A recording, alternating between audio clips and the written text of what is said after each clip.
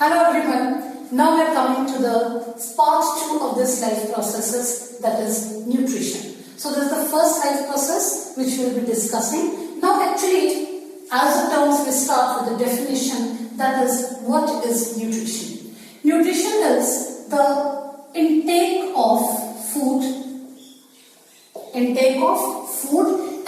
digesting.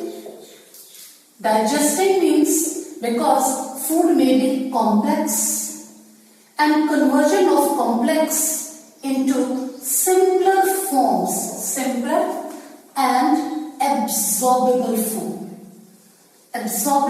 form, and after that this food is to be broken down with the help of oxygen, and once it is done, energy is released.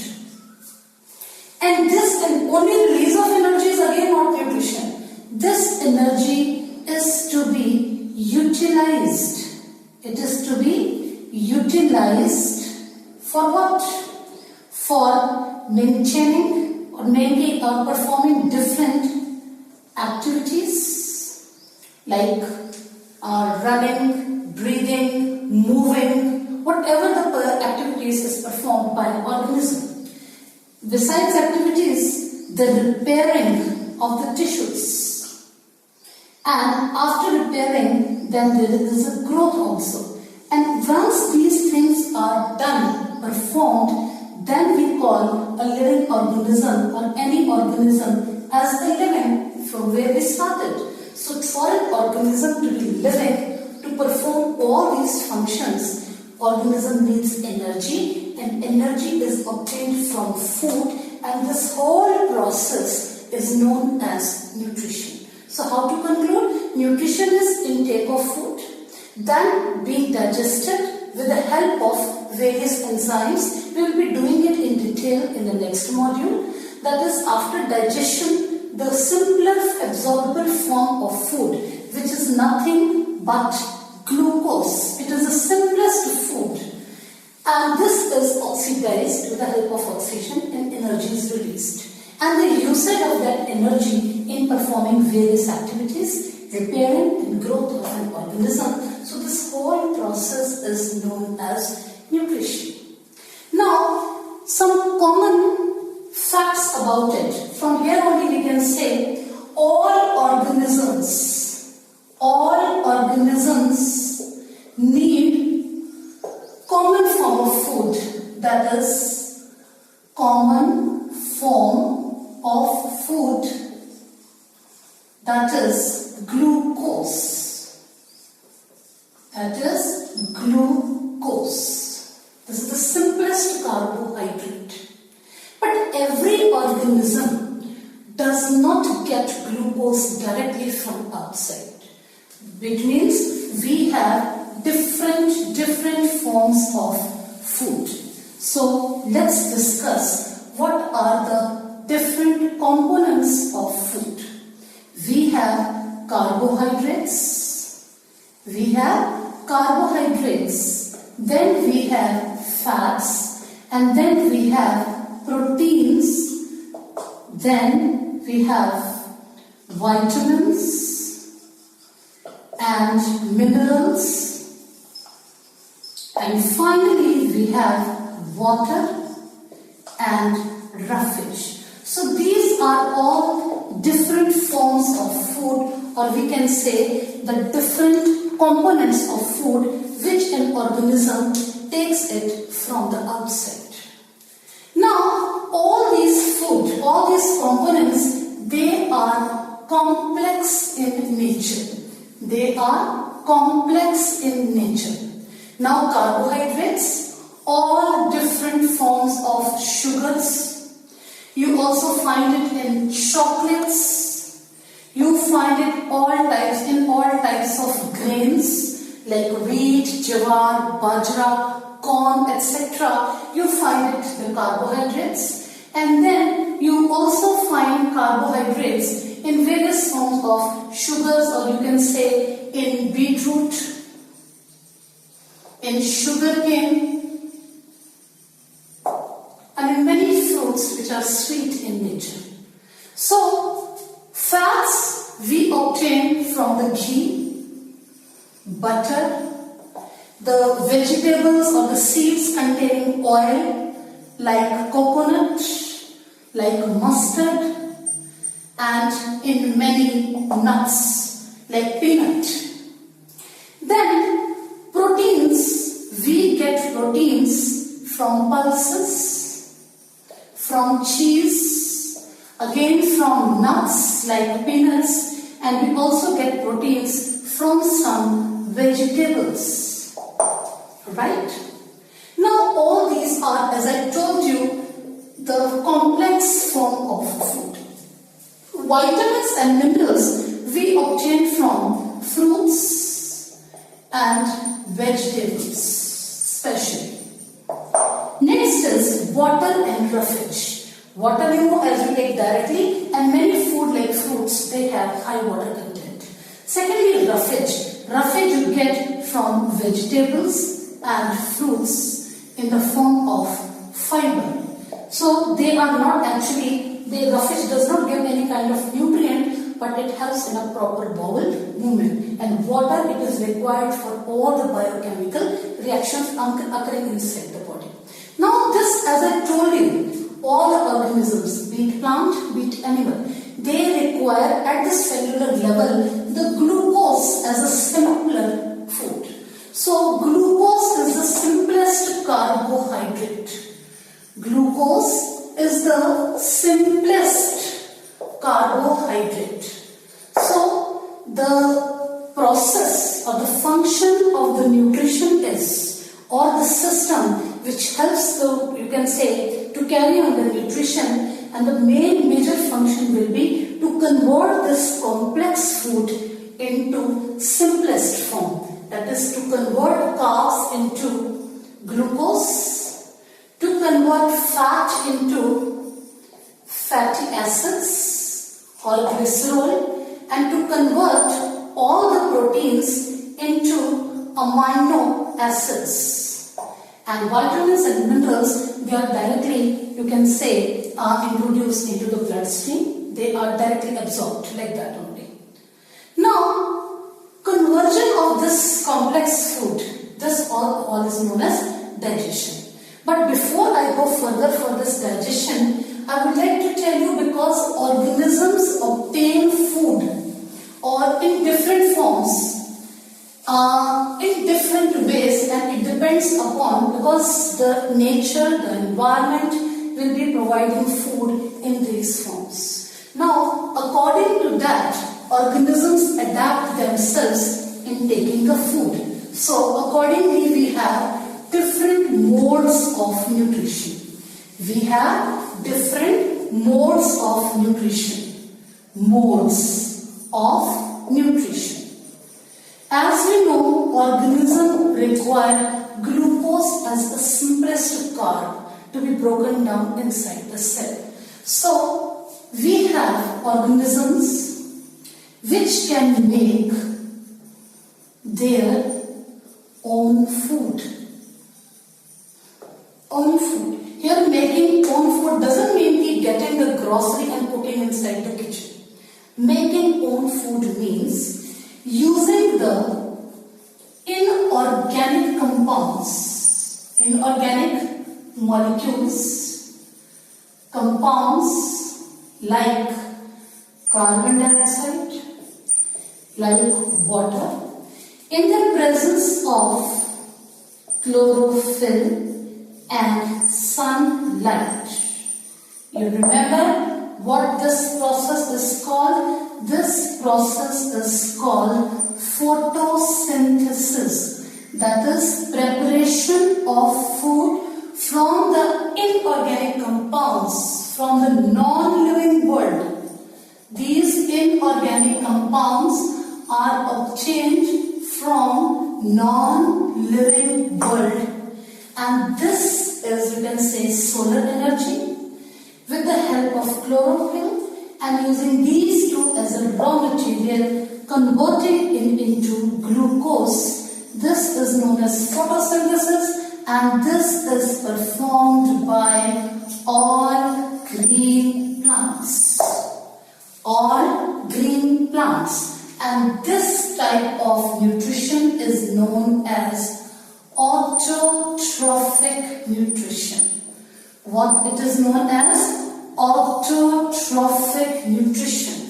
And autotrophic nutrition is performed by all green plants. By all green plants. So green plants are autotrophic in nature. Why? Because they make their own food by the process called photosynthesis. So what is photosynthesis?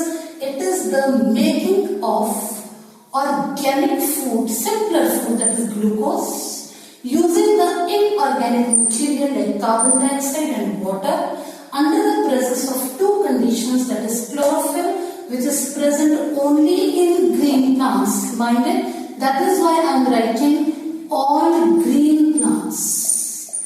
All green plants, and here it is, this is glucose. Green plants make glucose using carbon dioxide and water in the presence of sunlight, and this sunlight can be absorbed only by chlorophyll, which is the characteristic feature of green plants. Now, another mode of nutrition is, we call it as heterotrophic nutrition. What do we call it as? Heterotrophic nutrition. Heterotrophic nutrition means the organisms which show this heterotrophic nutrition means they obtain food from other organisms. Other organisms, of course living organisms.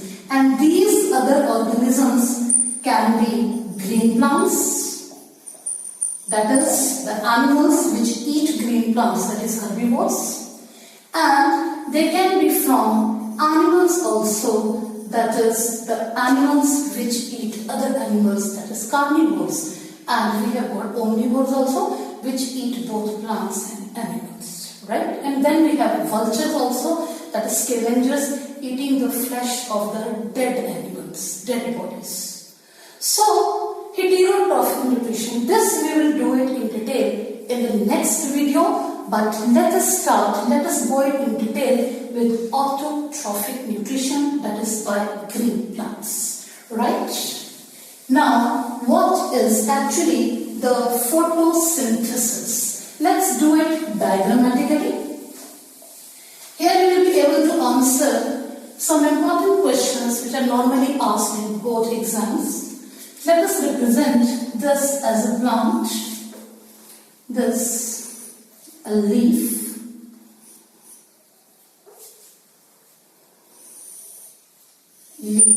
of a plant, and here we present the roots. This is just the representation. Roots. Here it is the sunlight,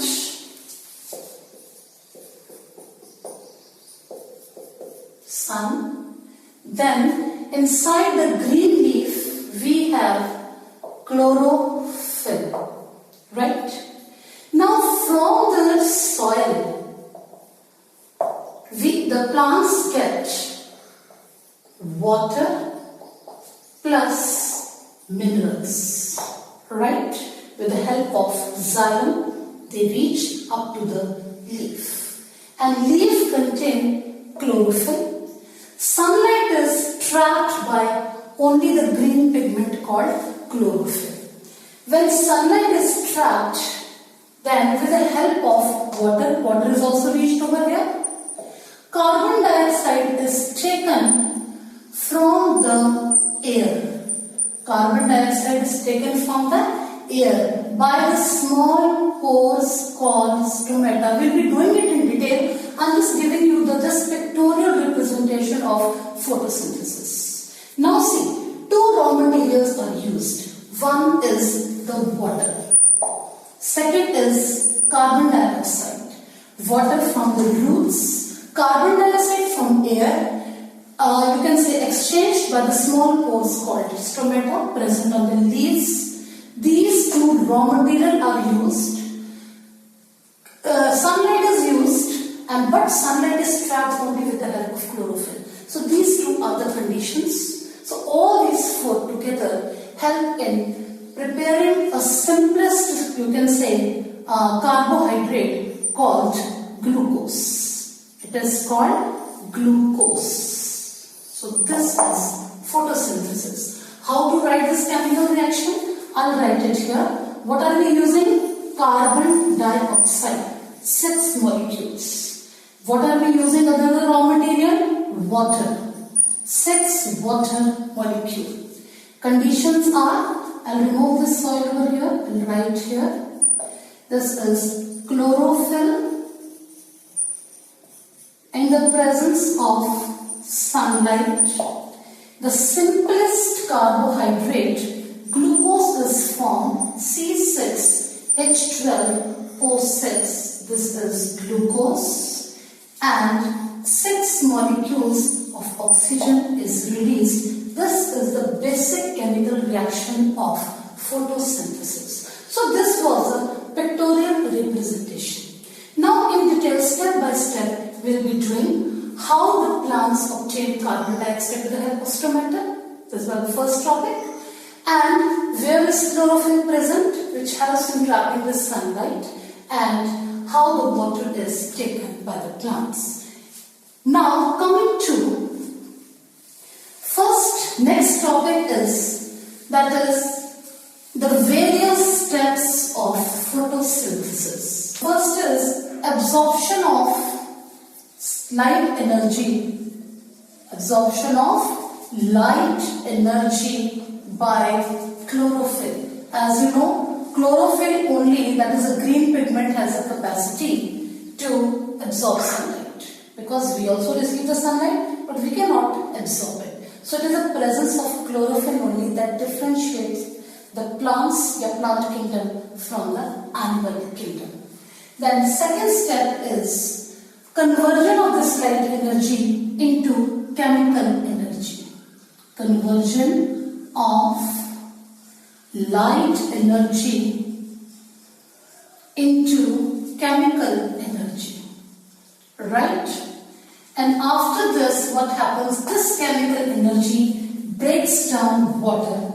And it is splitting of water molecule. Splitting of water molecule into hydrogen and oxygen. Oxygen is given out as a byproduct along with the glucose, and this hydrogen is used, and reduction of, followed by reduction of carbon dioxide, which was taken by the stomata. Carbon dioxide is reduced by hydrogen. Reduction of carbon dioxide to convert into carbohydrate, that is glucose, right? Or you can say simplest carbohydrate. Is it clear now? So it is this glucose which is used by plants for its various activities, and excess glucose, this is an important point, excess glucose is stored in the form of starch. Starch is a complex, stored in the form of starch. Starch is a complex carbohydrate. It is stored in fruits, it is stored in leaves, it is stored in the fruits and seeds of the plants. Now these steps need not to be necessarily occur one after the another. It can happen. It's not necessary that first light will be absorbed and then there will be conversion into chemical energy and then it will be spreading. No, it can happen according to the need of the plants. Now in case of desert plants, there is a, weather is quite hot, so stomata remain closed during daytime, because stomata remain closed during daytime to prevent the loss of water. So what do? They absorb light energy during the daytime, convert it into chemical energy and form an intermediate and remain as such. So during night time, when there is, you can say, when the stomata get open, carbon dioxide is taken in, then water is split into hydrogen and oxygen, and then carbon dioxide is converted or reduced to carbohydrate during night time. So it's not necessary, so it can be reversed in case of desert plants according to the need of the plant. Right? Now next we come to the site of photosynthesis, where photosynthesis takes place. We'll be doing it step by step because we started that chlorophyll is necessary for the photosynthesis. Now what is chlorophyll? Where it is located. Now all of you know this is the green leaf. I am drawing the cut section of this green leaf. Can you understand this? If this is your green leaf, my whole palm, whole hand represents the leaf, and if I cut the leaf like this, and this is the cross section, this is the cross section, this is the midrib, right? So this portion, I am just taking this portion of it. It is the cuticle, that is the upper epidermis. Sorry, this is the cuticle, and below cuticle we will draw the cells of the upper epidermis. These are the cells. Then these are the vacuoles, nucleus pushed aside. This is cuticle. This is the waxy coating. These are the cells of the upper epidermis. Upper epidermis. Now here we have the palisade tissue. Mesophyll cells. These are the cells. Nucleus is here. I'll draw only one, and here we get the chloroplast. Here we get the chloroplast. These chloroplasts, they are the plastids which contain green pigment, and that is the chlorophyll. And these cells are known as the palisade tissue. Palisade tissue, and they also are known as the mesophyll cells. They are known as the mesophyll cells. Below this mesophyll cells, again same type of a cell, but they are loosely bound. So they enclose air spaces in it. And they are loose palisade tissue we call. They also contain the chloroplast. They also contain the chloroplast. I am drawing only few. So here we call it as loosely packed palisade tissue. And here we have the lower epidermis. Again, nucleus, central vacuole, nucleus, and here we have the stomatal pore, then again lower epidermis. This is the stomata, right? And this constitutes the lower epidermis. So this is the vertical section of the leaf. This is the midrib, and this is the cuticle, and this diagram shows the site of photosynthesis. I write with black. This is the site of photosynthesis. Photosynthesis. What is the site of photosynthesis? The chloroplast, which is present in the green leaves, rather chloroplast present in the palisade tissue of the green leaves. So this chloroplast contains green pigment called chlorophyll. They contain chlorophyll. Chlorophyll. So actually it is a chloroplast which contain chlorophyll. So this is the site of photosynthesis. Chloroplasts are the site of photosynthesis. Now coming to the site of gaseous exchange in plants. As I told you that the raw material carbon dioxide is used and it is taken from air by the stomatal pores. So what are the stomatal pore or stomata? It is also known as the stomatal apparatus.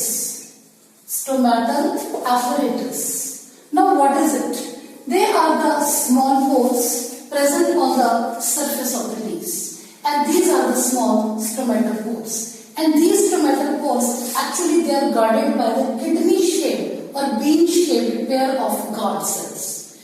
And now you see, these stomatal pores are present on the surface of the leaves. So in dipot leaves, that is the plants with the dicotyledonous seed, these leaves have stomatal pores more on the lower surface of the leaf and less on the upper surface of the leaf. Reason being, just to prevent the loss of excess of water. Because these stomatal pores, they are not only the site of gaseous exchange, but also the transpiration, that is loss of water, takes place in plants through the stomatal pores only.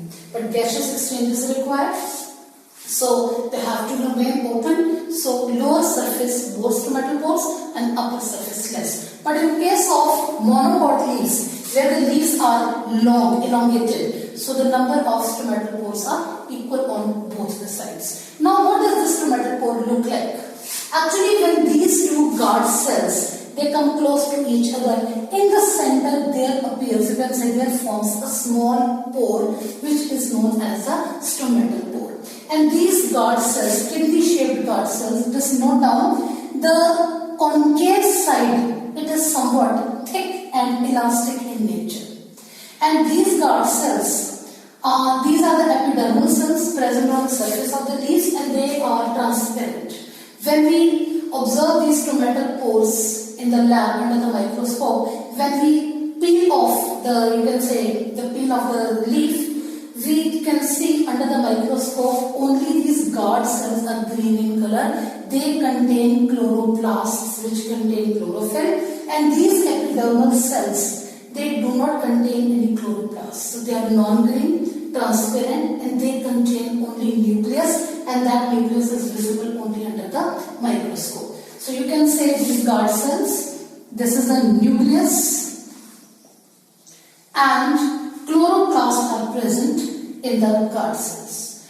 Now, what happens? There is a mechanism of the closing and opening of the stomata. Because when there is a lot of water coming from the roots to the xylem and to the leaves, all these cells, that is epidermal cells of the leaf, they get filled with water. They get swollen. Turgor pressure is there. Turgor pressure, you understand, the cells swell. There is a crispiness in these cells. So when even these epidermal cells get filled with water, eventually these guard cells also get filled with water, and because of this, look at my hand, because when the guard cells are filled with water, they become swollen and the stomatal pore opens. So when there is less water, so all these cells, they shrink, and even the guard cells also shrink and they become elongated, and you can see the stomatal pore closes. This is a diagram showing the closed stomata. So it is because of the elasticity of the concave side of these guard cells and because of the changing turgor pressure causes the opening and closing of the turgor stomatal apparatus. That is, because of the one reason is because of the elastic nature of the concave side of guard cells that helps in make closing and opening of the stomata, and second is by the change in the turgor pressure in the cells. And why there is a turgor pressure, change in the turgor pressure in the cells? Because when there is excess water, turgor pressure increases and the stomatal pore opens. And when there is less water, turgor pressure decreases, causes shrinkage of the guard cells and closing of the stomatal pore. So this is how there is gaseous exchange, carbon dioxide in and oxygen out during photosynthesis, and during night time the reverse takes place. Is it fine? Now next we are going to discuss why chlorophyll, few experiments, that is chlorophyll and sunlight is necessary for photosynthesis, and secondly carbon dioxide is also necessary for photosynthesis. So we will see how to prove this. What do we do? First thing, we will take a plant with variegated leaf. Variegated leaf, example is the money plant, or it can be the croton plant also. Variegated leaf means a leaf, I can draw it over here, in which few there are spots, white spots are there. This is the leaf. These are the white or pale part. It means these white parts do not contain chlorophyll and rest part is the green part. So what it is a variegated leaf. So what do we do? First step is take this potted plant, well water it and keep it in a dark room for at least 3 days. Why? Because during photosynthesis, whatever the plant has prepared, the food, that is starch, it should be used up. We are keeping it in a dark room, and what happens in the dark room? There is no photosynthesis, so whatever the stored starch is there, plant will use it up. But keep on watering the plant. Is it fine? So questions asked in the exam, why do we keep the potted plant in the dark room? And next is, what is the motive behind it? So answer is simple, to remove or so that to allow the plant to use the makeup, you can say prepared starch, whatever starch it has prepared, to use it during those 3 days. And next is, after taking it out, what do? You keep this plant under the sunlight for 3 hours. Fine. Now during these 3 hours under the sunlight, this plant with variegated leaf will prepare the food, that is photosynthesis. This is what we assume, and now we have to prove it. Now what do? We will pluck this leaf from the plant. Now we will test this leaf for starch. What are we doing? We are doing to prove that chlorophyll is necessary for photosynthesis. Chlorophyll is necessary for photosynthesis. Now, how to test this leaf for starch? After plucking it, what we will do? These are the steps to test for starch. Why are we testing for starch? We have to see whether starch or glucose has been made in this leaf or not. It means if starch is prepared, has been prepared, it means photosynthesis has taken place. First is boil the leaf in water. Why? Reason you must know. To kill the cells. To kill the cells. Second is, after boiling it in water, then boil it in alcohol.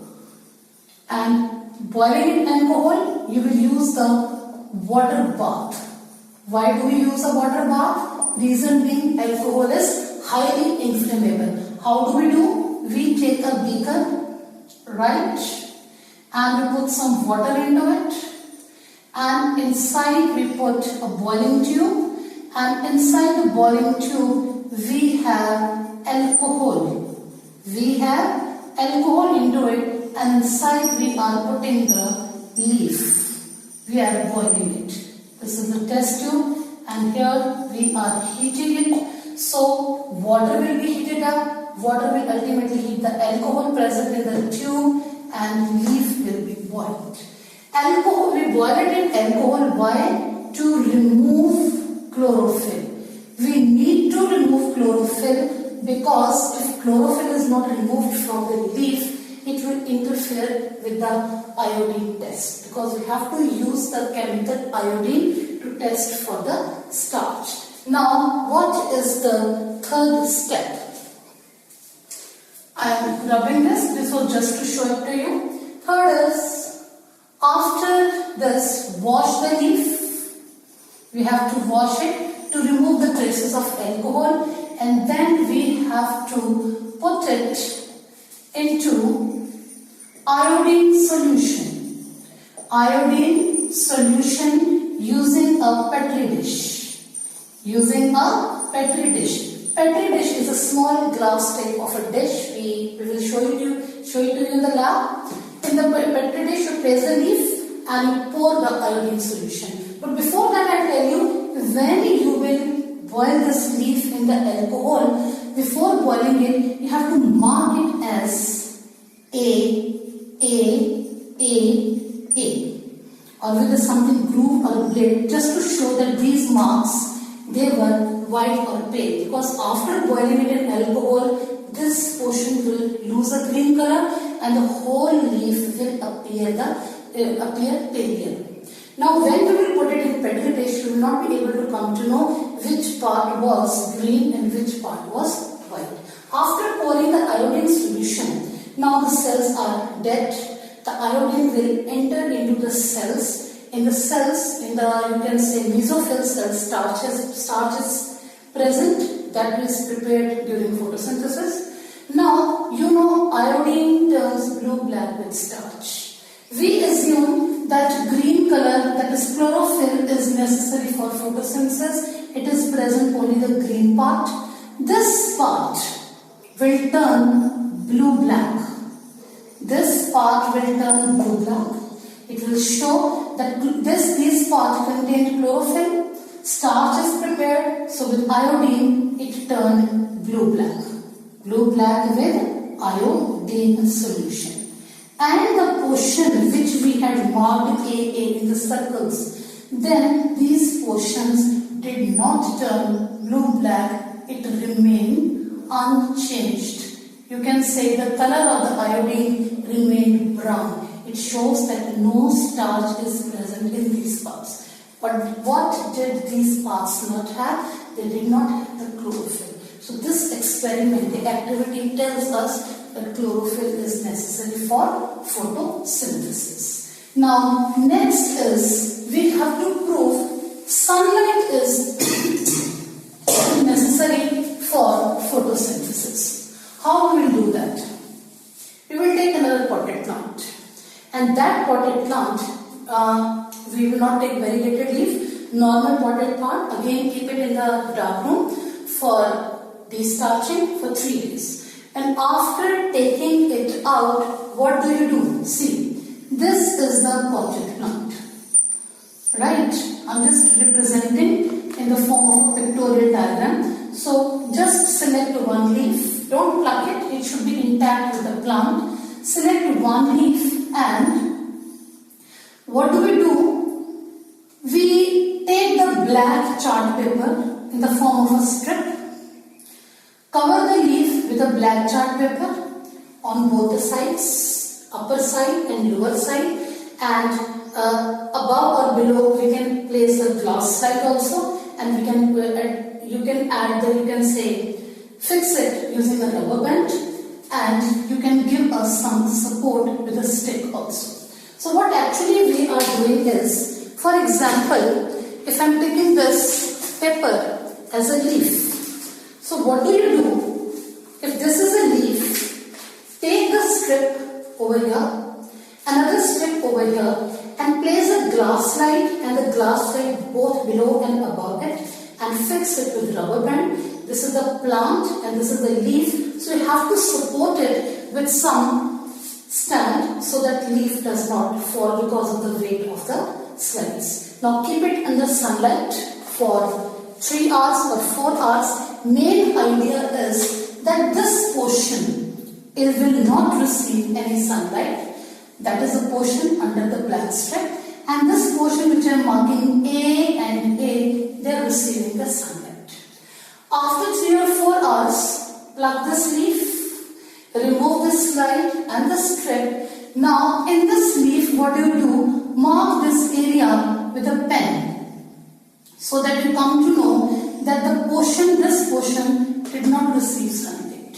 Now again test the leaf for starch, as I told you in the previous experiment, boiling it in hot water to kill the cells, and boiling it in alcohol using water bath, and then washing it with cold water, and then putting it in a petri dish and pour some iodine solution. Now the cells are dead of this leaves, iodine will enter the mesophyll cells, and the portion A, these two portions which were exposed to sunlight, they will turn blue-black. And the portion which was not exposed to sunlight, it will remain brown. It means the color of the iodine will not change. So what does this experiment or activity prove? That the portion which did not receive sunlight, in that portion no starch was prepared, so it gave a negative starch test. So it gives us that sunlight is necessary for photosynthesis. So next is, you may get a question in the exam, how to test the leaf for starch. In the last experiment I gave you the points. Then which chemical do we use for testing the starch? Iodine solution. Then you may get another question, why do we take variegated leaf in case of to test chlorophyll is necessary for photosynthesis? Because in variegated leaf, few parts of the leaf contain chlorophyll, that is green part, and the yellow patches or the white patches, they do not contain chlorophyll. So this is how we prove it. And the third activity is, that is carbon dioxide is necessary for photosynthesis. Carbon dioxide is necessary for photosynthesis. We did 3 things: carbon dioxide, sunlight and chlorophyll. Carbon dioxide is necessary for photosynthesis. How? Now what we do, we take 2 potted plants and we'll keep it here. I'm just drawing just a pictorial representation. This is one potted plant, A, and this is another potted plant of almost of the similar size. And what do? We will water it properly, and we will invert the bell jar in both cases. Bell jar, you understand? It's a glass jar which allows the sunlight to enter. But in this bell jar, this is pot A and this is pot B. So what do? In pot A, we will put a dish, and in this dish, we will put some solution of potassium hydroxide. Potassium hydroxide solution. Because when this plant will respire, it will release carbon dioxide. Right? And already carbon dioxide is present in the air entrapped in this bell jar. So this potassium hydroxide solution will absorb all the carbon dioxide. And in this setup of B, there is no potassium hydroxide, so carbon dioxide is available in the air. Water, it is getting, this is also getting water. Sunlight, both the plants are getting, both the plants are green. Chlorophyll is available for in both the cases. What is not available in setup A, there is no carbon dioxide, so whatever is being released, it is being absorbed by QH. And here carbon dioxide is available. Now, before that, of course, we have to de-starch both the potted plants to remove whatever the starch was prepared in that. Now, after this setup, keeping this apparatus in the sunlight for 3 hours in this condition, we will remove this bell jars and we will pluck leaf, mark it as A from setup A, and the same leaf we will pluck from setup B. And separately we will test both the leaves for starch. Now can you tell me which leaf will give the positive test of starch? Of course, in which the starch is prepared. This is getting carbon dioxide, so leaf B will give positive test for starch. It will turn blue-black when iodine will be put. Of course, after following the same procedure, that is the boiling with alcohol, then first water and then the alcohol, and then putting the iodine solution. But when we will test this leaf for starch, it will give negative test. The iodine will remain brown. It will not turn blue-black, thus proving that carbon dioxide is necessary for photosynthesis. So this was all for the autotrophic nutrition.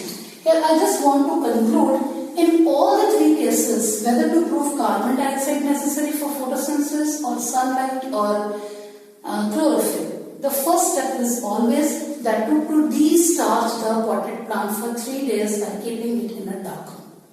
And then according to the conditions, you put it under the sunlight for photosynthesis, whichever ingredient or condition you want to minus and you want to test for its presence or why it is necessary for photosynthesis. So with this, we finish autotrophic nutrition, and in the next video we will be doing the heterotrophic nutrition, that is in animals, in human beings, and even in microorganisms.